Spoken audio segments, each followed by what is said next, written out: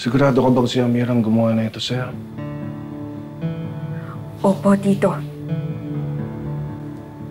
Sige, papadala ako ng tao para kunin ang statement mo. Len, ano muna bala sa pinsan mo, ha?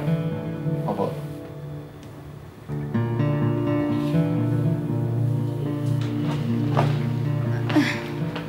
Don't worry, Portia. Think positive. Your hair will grow back.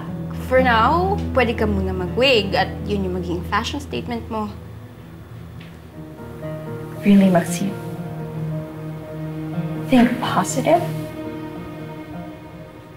Kinidnap ako? At muntik akong mamatay at ang sasabihin mo sa akin, think positive?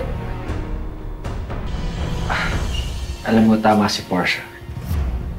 Hindi ito yung panahon para mag-think positive. Isipin mo na ginawa sa akin ni Amira. Sinira niya kami ng dad. Love! Tinuhog mo kaming mag-ama?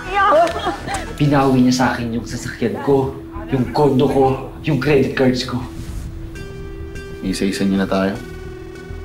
Palagay niyo, sino kaya susunod? I don't wanna think about it. Chris, kailangan mo isipin yun. Dahil pagkatapos ni Amira sa amin ni Portia, sigurado ako, isa sa inyong tatlo susunod na biktima niya.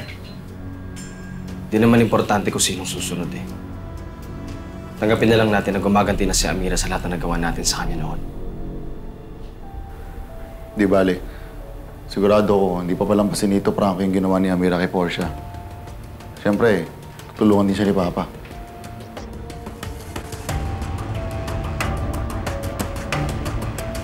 Ano, Portia? Okay ka naman, di ba? Hindi.